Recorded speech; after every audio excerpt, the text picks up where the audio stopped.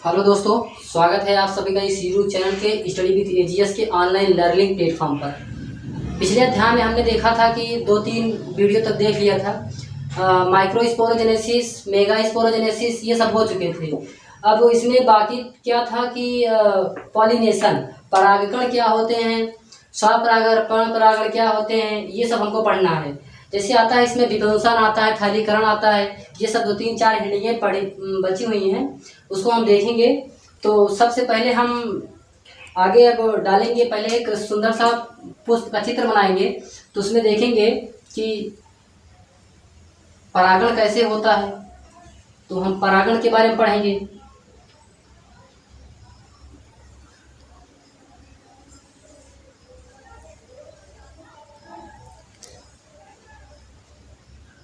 ये क्या है? ये है परागकण, सॉरी ये पुष्प है।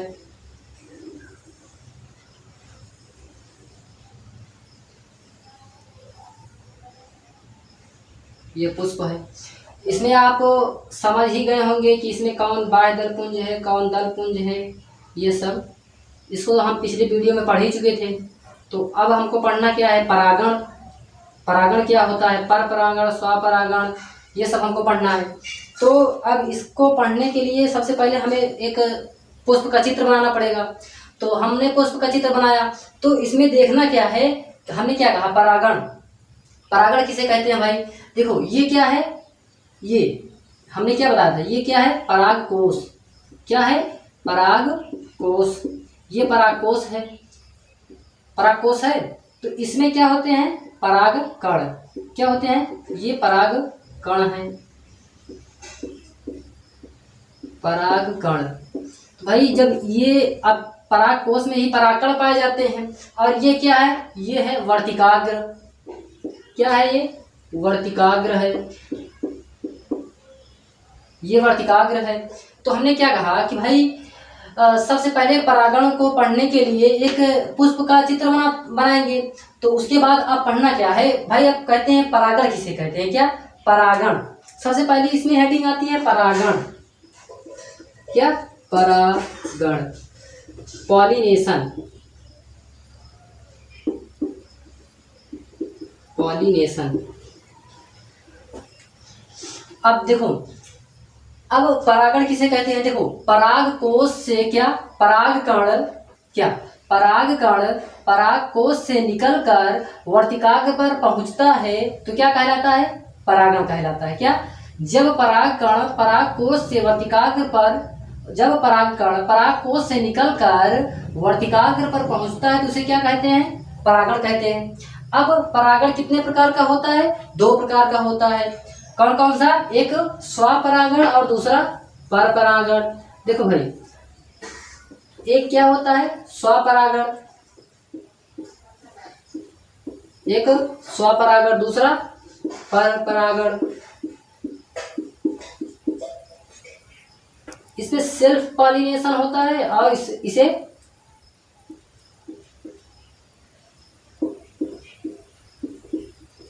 ये सेल्फ पॉलिनेशन है, ये क्रॉस पॉलिनेशन। ये सेल्फ पॉलिनेशन, इसे क्रॉस पॉलिनेशन कहते हैं। तो भाई हमने क्या कहा कि परागकणों का परागकोश से निकलकर वर्तिकाग्र पर पहुंचना क्या कहलाता है? परागण कहलाता है। अब हमने क्या कहा भाई, परागकण परागकोश से निकलकर वर्तिकाग्र पर पहुंचना क्या कहलाता है? परागण कहलाता है। ये क्या कहलाता है? परागण कहलाता है। क्या बताया हम कि भाई देखो, परागकण परागकोश से निकलकर वर्तिकाग्र पर पहुंचता है तो इसे क्या कहते हैं? परागण। अब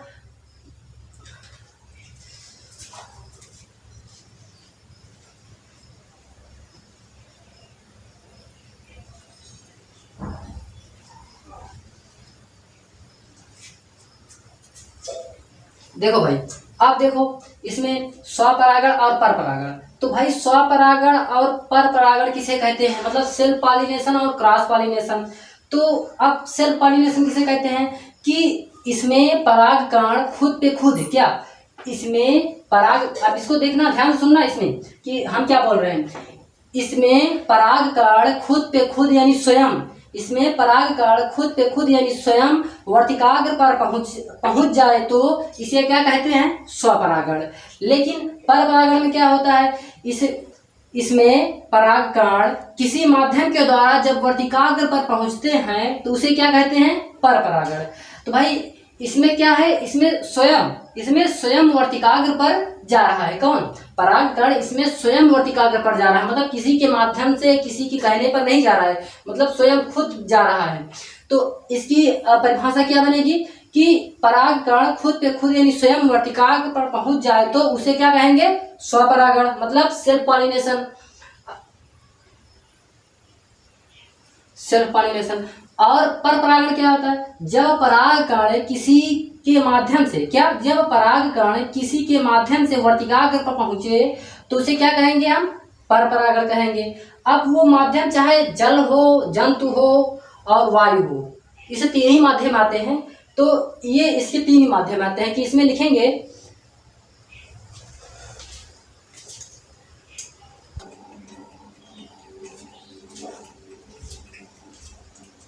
तो इतना समझ में आया भाई?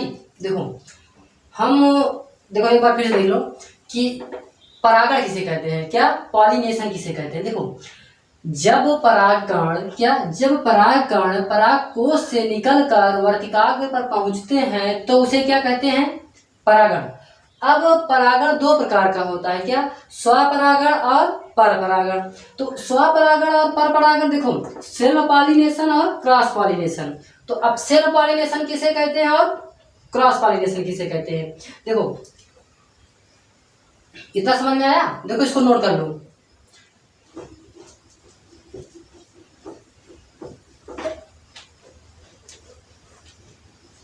ध्यान से पढ़ना, बस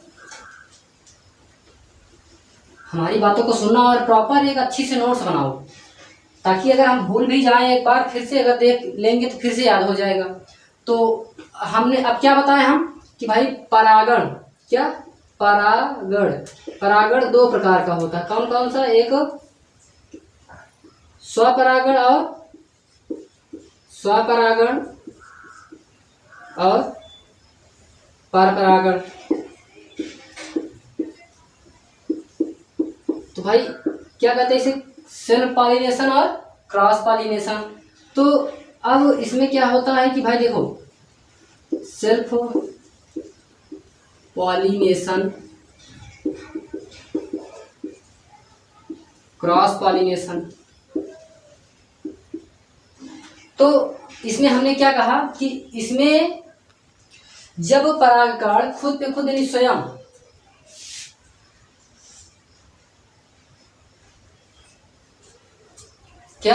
जब परागकण खुद पे खुद यानी स्वयं वर्तिकाग्र पर पहुंचे तो इसे क्या कहेंगे? स्वपरागण। और जब परागकण किसी माध्यम के द्वारा वर्तिकाग्र पर पहुंचे तो उसे क्या कहेंगे? परपरागण। इसमें तीन माध्यम होते हैं। कौन कौन से? जंतु, जल और वायु। तो इसमें हम क्या लिखेंगे? पहले हेडिंग डालेंगे ऐसे स्वपरागण। स्वपरागण डाले मतलब सेल्फ पॉलिनेशन। तो इसमें हमको लिखना क्या है कि जब परागकण खुद पे खुद यानी स्वयं जब परागकण खुद पे खुद मतलब स्वयं, खुद पे खुद यानी स्वयं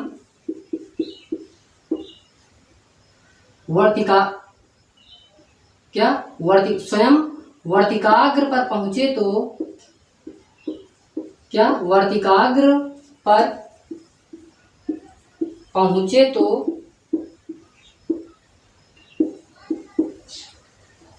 उसे स्वपरागण कहते हैं।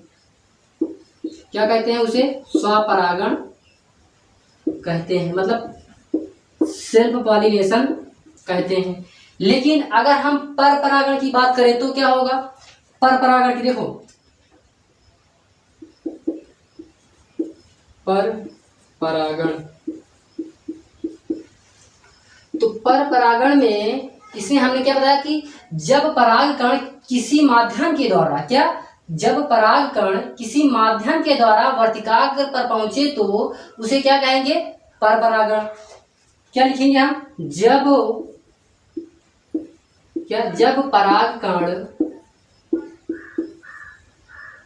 जब परागकण किसी माध्यम के द्वारा, क्या किसी माध्यम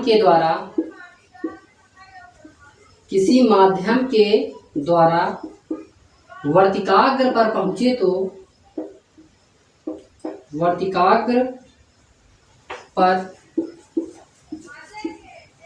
तो उसे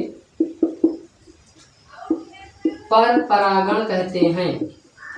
तो पर परागण, इसमें देखो 3 माध्यम होता है। कौन कौन से पर परागण कहते हैं? इसमें 3 माध्यम होता है। इसमें 3 माध्यम होता है।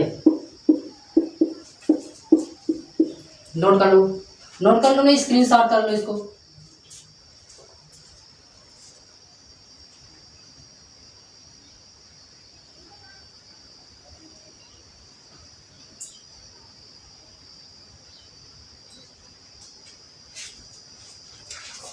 ये भाई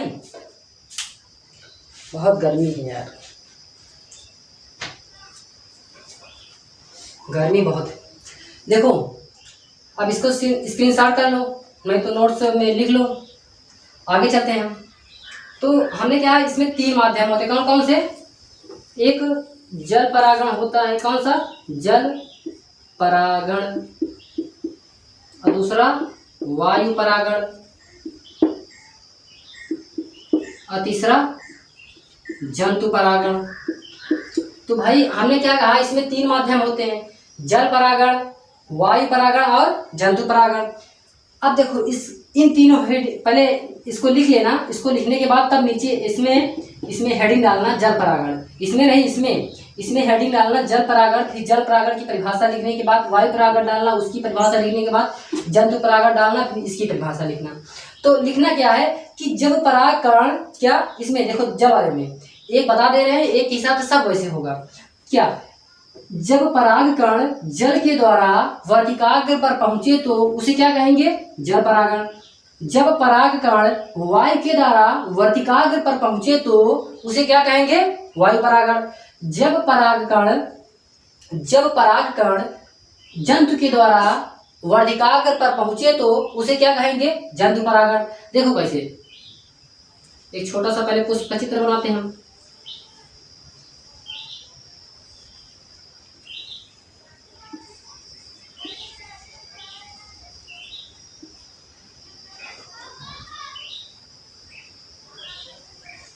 देखो ये क्या है? पराग कण है।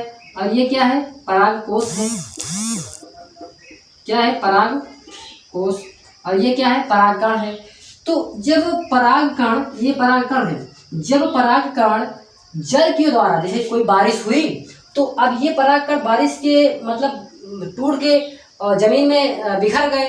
तो बिखरने के बाद क्या होता है कि पौधे होते हैं ना, तो अब ये परागकण उन पौधे के वर्तिकाग्र पर, ये जो वर्तिकाग्र है ये, तो वो जल के माध्यम से जब ये परागकण इस पर वर्तिकाग्र पर आता है तो इसे क्या, कौन सा परागकण कहेंगे? जल परागकण। तो इसमें लिखना कैसे? जब परागकण जल के द्वारा वर्तिकाग्र पर पहुंचे तो उसे जल परागण कहते हैं। अब वायु परागण किसे कहते हैं? मान लो देखो बहुत हवा चली बहुत तेज सी, तो उसमें क्या हुआ कि अब ये टूट गया और टूट के उड़ के दूसरे पौधे के वर्तिकाग्र पर क्या हो गया? चला गया। तो जब वर्तिकाग्र पर पहुंचेगा तो तुरंत फ्यूज करके और नया युग्मनज से नया पौधा बनाएगा। तो इसमें क्या लिखना है कि जब परागकण वायु के द्वारा वर्तिकाग्र पर पहुंचे तो उसे क्या कहेंगे? वायु परागण। अब जंतु परागण क्या, कि मान लो कोई चिड़िया है, बर्ड है, पक्षी है, तो वो इस पर बैठी, तो जब इस पर बैठी तो चिड़िया क्या होता है कि जब इस पर बैठी तो उसके पैर, जो गद्देदार पैर होते हैं, तो वो उस पर ये परागकण क्या होते हैं? चिपक जाते हैं। तो जब वो चिड़िया फिर से किसी जाके दूसरे पौधे के पुष्प पर बैठी तो वहाँ पर जो उसके गद्दी पर परागकण लगे रहते हैं, तो जब वहां पर बैठी तो उसके वर्तिकाग्र पर पहुंच जाएगा, मतलब वहां जब वहां से उड़ गई तो उड़ने के बाद क्या होता है कि जो परागकण चिपके रहते हैं उसके पैर पर, तो वो वहीं से फिर से छूट जाते हैं। तो ऐसे क्या हुआ, इसको हम जंतु परागण कहते हैं। तो जब परागकण जंतु के द्वारा वर्तिकाग्र पर पहुंचे तो उसे क्या कहेंगे, जंतु परागण। इतना तो समझ में आया होगा आप लोग को, आशा करता हूं तो बहुत समझ में आया होगा इतना। आप लोग इसको स्क्रीनशॉट कर ले, नहीं नोट कर ले। इसके बाद आगे चलते हैं हम कृत्रिम परागण पर। तो अभी बहुत गर्मी है, थोड़ा हम रेस्ट कर लेते हैं। इसको नोट करिए भैया, नोट करिए इसको।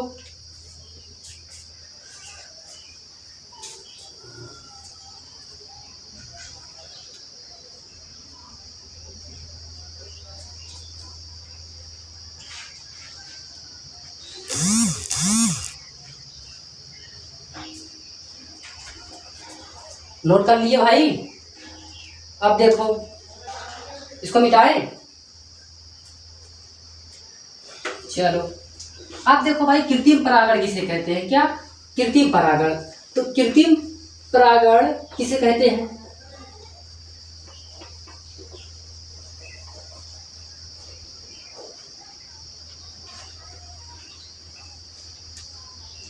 तो कृत्रिम परागण हम सबसे, अब देखो भाई, किसी को मालूम है कि कृत्रिम परागण किसे कहते हैं, बताओ बताओ भाई, कृत्रिम परागण किसे कहते हैं, क्या हेडिंग क्या है, कृत्रिम परागण।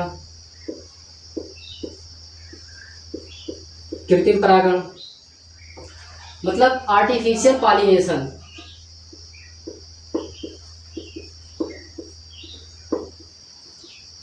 Artificial pollination.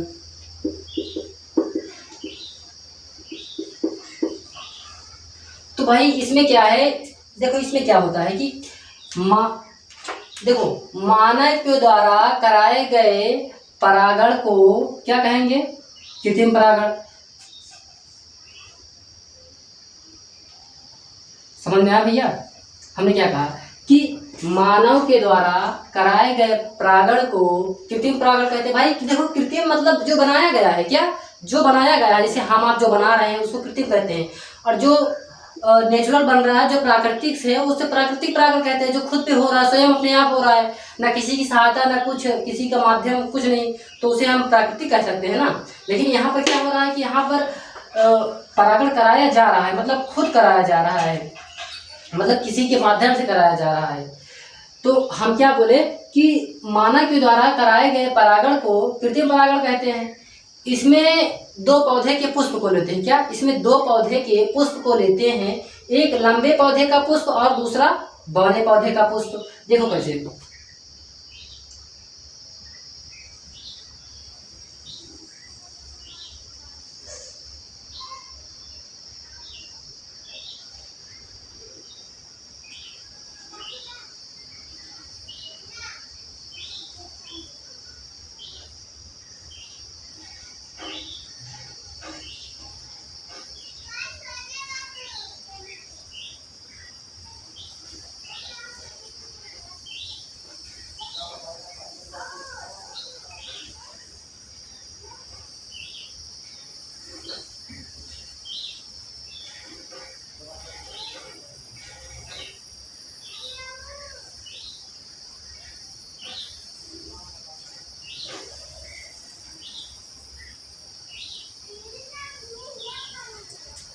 तो इसमें क्या, एक देखो, एक लंबे पौधे का पुष्प लेंगे और दूसरा बौने पौधे का पुष्प लेंगे।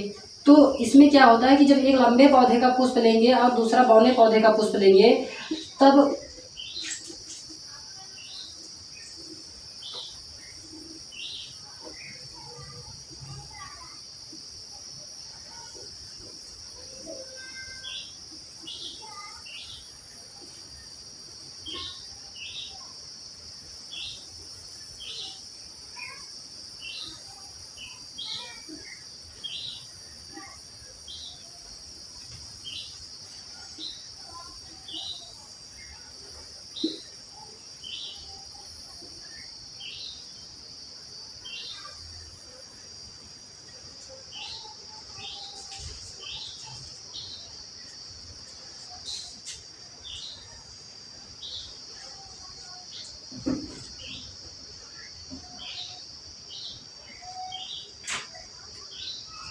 देखो भैया, इसमें एक लंबे पौधे का पुष्प है, ये लंबे पौधे का पुष्प है, सॉरी ये क्या है, ये बौने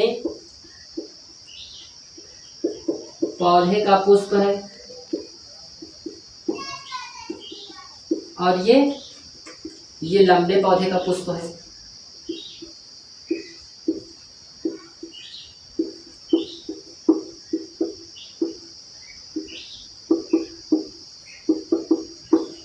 तो इसमें क्या होता है कि भाई अब हम क्या बोले, कृत्रिम परागण वाले हेडिंग डालना है, उसके बाद आपको क्या एक बढ़िया सुंदर डायग्राम बनाना है, उसके बाद लिखना है नीचे कि मानव के द्वारा कराए गए परागण को कृत्रिम परागण कहते हैं। इसमें दो पौधे के पुष्प को लेते हैं, एक लंबे पौधे का पुष्प और दूसरा बौने पौधे का पुष्प। तो अब कृत्रिम परागण में क्या होता है कि दो प्रोसेस होता है, क्या दो प्रोसेस होता है। कौन कौन सा, एक होता है विपुंसन, कौन सा, एक होता है विपुंसन और दूसरा, विपुंसन मतलब इमैस्कुलेशन,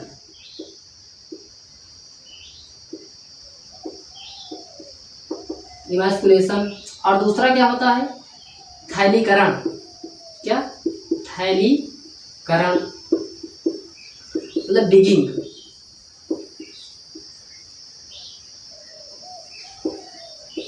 डिगिंग, अब इसमें क्या होता है कि भाई थैलीकरण और डिगिंग ये क्या है, तो हमने क्या कहा कि भाई कृत्रिम परागण में लिखना है कि मानव के द्वारा कराए गए परागण को कृत्रिम परागण कहते हैं। इसमें दो पौधे के पुष्प को लेते हैं, एक लंबे पौधे का पुष्प और दूसरा बौने पौधे का पुष्प। तो ये क्या होता है, अब इसमें कृत्रिम परागण में दो प्रोसेस आता है, क्या दो विधियां आती हैं, दो विधि होती है। अब फिर उसके बाद नीचे हेडिंग डालना, नंबर एक विपुंसन, तो विपुंसन में क्या लिखना है इमैस्कुलेशन। तो ये क्या होता है कि उसी पौधे के पराग कण को काट कर हटाना, क्या उसी पौधे के पराग कण को काट कर हटाना क्या कहलाता है विपुंसन। अब ये पराग कण है, क्या है, ये पराग कण है, ये पराग कोश में पराग कण होते हैं। तो इसको क्या होता है कि काट कर हम हटा देते हैं, क्या इसको काट कर हम हटा देते हैं। तो इसको जब हम काट कर हटाएंगे तो इसी को हम क्या कहेंगे, विपुंसन कहेंगे। तो हमने क्या बोला कि उसी पौधे के परागकण को काट कर हटा देना क्या कहलाएगा, विपुंसन कहलाता है। अगर हम ऐसा नहीं करेंगे तो इसका परागकण निकल कर वर्तिकाग्र पर पहुंचेगा और मादा युग्मक परागकण से फ्यूज करके क्या एक नया युग्मनज बना लेगा और युग्मनज से एक नया पौधा बना लेगा, इससे जो कि हम चाहते नहीं हैं। हम चाहते हैं क्या है कि कृत्रिम परागण हो, मतलब बौने पौधे का परागकण लंबे पौधे के परागकण पे आए और दोनों फ्यूज करके और नया पौधा बनाए, ये हम चाहते हैं। ऐसा हम नहीं चाहते कि वो खुद हो जाए। तो लिखना यही है कि उसी पौधे के परागकण को काट कर हटाना क्या कहलाएगा, विपुंसन कहलाता है। अब इसके आगे लिखना है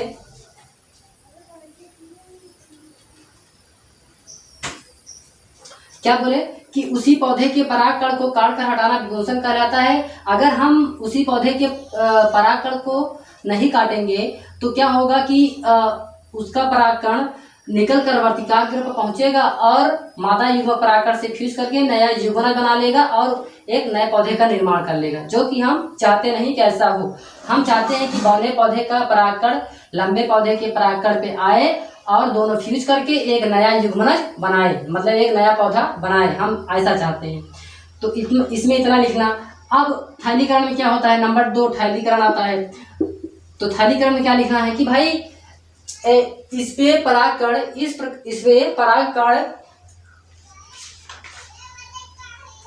क्या कि थैलीकरण में क्या, फिर उसके बाद हेडिंग डालकर लिखना है कि थैलीकरण में वर्तिकाग्र पर एक थैली लगा देते हैं, क्या थैलीकरण में वर्तिकाग्र पर एक थैली लगा देते हैं। ये अब इसको तो हम विपुंसन पढ़ लिए, तो अब हमको क्या पढ़ना है, थैलीकरण। तो अब थैलीकरण में क्या होता है कि थैलीकरण में वर्तिकाग्र पर एक थैली लगा देते हैं, क्या थैली, ये क्या है, थैली है, थैली है। तो थैलीकरण में वर्तिकाग्र पर एक थैली लगा देते हैं। तो थैली लगा देते हैं कि कोई भी अनावेक्षित रूप से परागकण ना आने पाए, इसलिए हम थैली लगाते हैं। तो ऐसे लिखेंगे कि थैलीकरण में वर्तिकाग्र पर एक थैली लगा देते हैं जिससे इससे कोई भी परागकण अनावेक्षित रूप से वर्तिकाग्र पर ना पहुंच पाए। अगर परागकण पहुंच गया तो वो मादा युग्मक परागकण के साथ फ्यूज करके एक नया युग्मन बना लेगा और एक नए पौधे का निर्माण कर लेगा, जो कि हम चाहते नहीं है। हम क्या चाहते हैं कि इसका परागकण इस पर आए और दोनों फ्यूज करके एक नया पौधा बना ले। बस इतना लिखना है। फिर उसके बाद आगे पॉइंट डाल के ये लिखना है कि अब हम क्या होगा कि अब हम बौने पौधे का परागकण निकाल कर लंबे पौधे के परागकण के वर्तिकाग्र पर रखेंगे। इससे यह होता है कि नर युग्मक परागकण मादा युग्मक परागकण से मिलकर एक नया पौधा बना लेता है। इसी को हम क्या कहेंगे? कृत्रिम परागण। बस इतना ही लिखना है। समझ में आया आप लोग को? नहीं समझ में आया? देखो एक बार फिर से रिपीट कर देते हैं हम।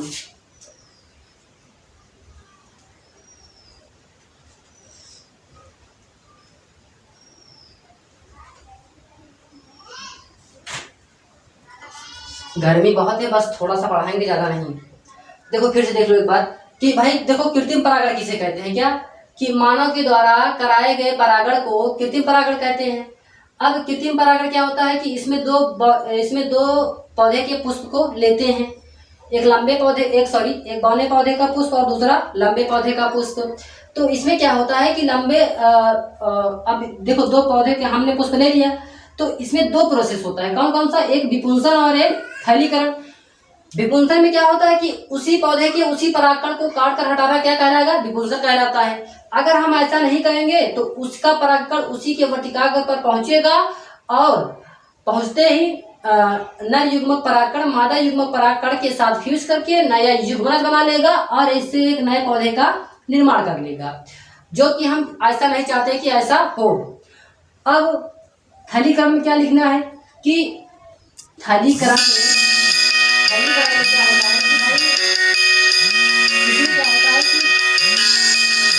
थैलीकरण में वर्तिकाग्र पर एक थैली लगा देते हैं। क्या थैलीकरण में वर्तिकाग्र पर एक थैली लगा देते हैं?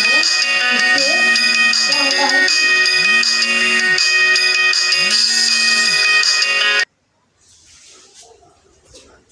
क्या बोले कि भाई देखो थैलीकरण में क्या होता है कि थैलीकरण में वर्तिकाग्र पर एक थैली लगा देते हैं।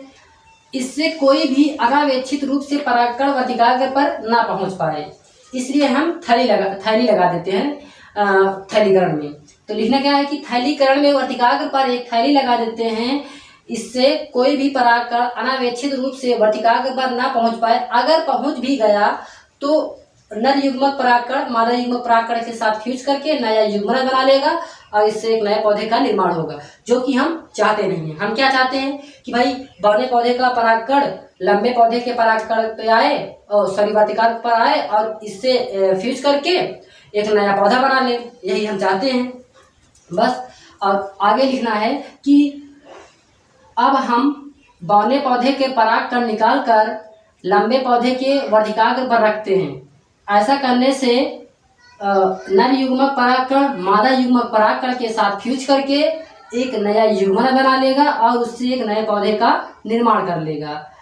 यही है बस, नए पौधे का निर्माण कर लेगा। इसी को हम क्या कहेंगे? कृत्रिम परागण। ये पूरा प्रोसेस है बस। अब इसके आगे हम चर्चा करेंगे अगले वीडियो में कि भाई क्या होता है कि जब नर युग्मक परागकण मादा युग्मक के पास जाता है तो वहाँ क्या होता है, मतलब इसको क्या कहते हैं? स्त्री केसर संकर्षण या परागकण निषेचन।